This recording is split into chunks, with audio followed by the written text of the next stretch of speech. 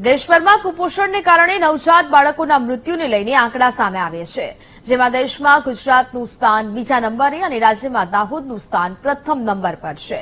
ગુજરાતમાં એક મહિનામાં 595 નવજાત બાળકોના મૃત્યુ થયા છે।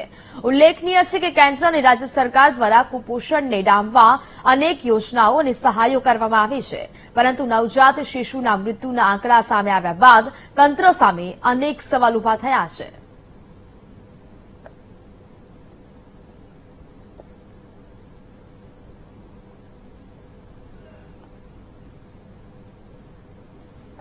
રીતે અત્યારે હાલની પરિસ્થિતિમાં લગભગ ગુજરાતનો 23 છે। એ રીતે જોવા જઈએ તો દાહોદની અંદર 72 થી 76,000 જેટલી ડિલિવરી થાય, એની સામે લગભગ આપણે એસ્ટિમેટ ગણવા જઈએ રેશિયો પ્રમાણે તો 1900 થી 2000 બાળકોના મૃત્યુ થતા હોય છે, પરંતુ એટલું થયા નથી। એની સામે આપણે લગભગ 900 બાળકો બચાવ્યા 2019-20માં, એટલે 2000 મૃત્યુ થવા જોઈએ એની સામે આપણે લગભગ 10,039 બાળકો ગુમાવી દીધા અને સામે 900 બચાવ્યા।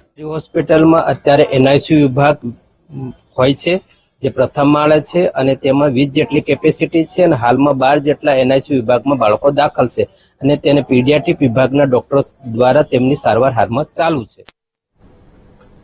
તો નવજાત શિશુના મૃત્યુ દરના આંકડાને લઈને કોંગ્રેસ પ્રવક્તા મનીષ દોશીએ સરકાર પર પ્રહાર કર્યા છે।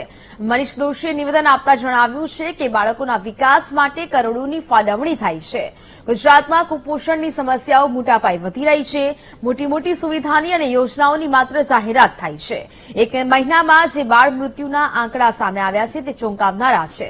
સૌથી વધુ દાહોદમાં 53 નવજાત બાળકોના મોત થયા તે ચોંકાવનારા છે। આ સાથે દોશીએ ઉમેર્યું હતું કે આરોગ્ય વિભાગ કરોડોના કોન્ટ્રાક્ટના નામે ભ્રષ્ટાચાર કરી રહ્યું છે। નવજાત બાળકોનું જીવન બચાવવા માટે સરકારે નક્કર કામગીરી કરવી જોઈએ। ગુજરાત પ્રગતિશીલ, ગતિશીલ, વાઇબ્રન્ટ અનેક દાવા થાય, પણ એની સામેની હકીકત જમીન ઉપરની જોઈએ તો ગુજરાતમાં છેલ્લા એક મહિનાની અંદર 595 બાળકોએ મોતને ભેટ્યા છે। બાળ મૃત્યુ 595 નવજાત બાળકોના ટપોટપ મોત થાય, મને એમ લાગે છે કે આપણા માટે આ સૌથી મોટી ચિંતાનો વિષય।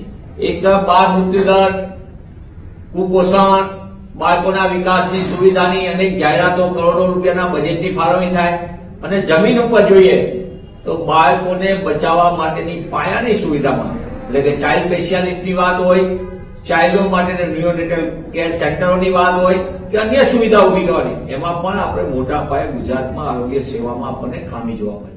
નવજાત શિશુના મોત મામલે ગુજરાત જે છે એ બીજા નંબર પર આવ્યો છે અને ગુજરાતમાં જે દાહોદ જિલ્લો છે એ પ્રથમ નંબરે આવ્યો છે।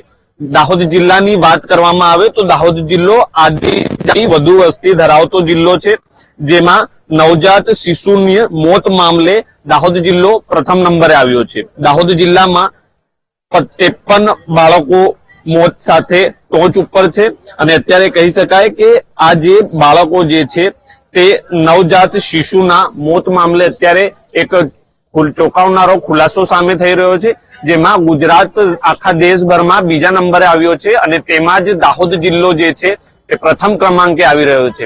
ત્યારે નવજાત બાળકો જે છે તે શા માટે મોતને વહાલું કરી રહ્યા છે તે અત્યારે એક અંકબંધ સવાલ જે છે તે સરકાર સામે ઉભો થઈ રહ્યો છે। ધ્રુવ ગોસ્વામી, વીટીવી ન્યૂઝ, દાહોદ।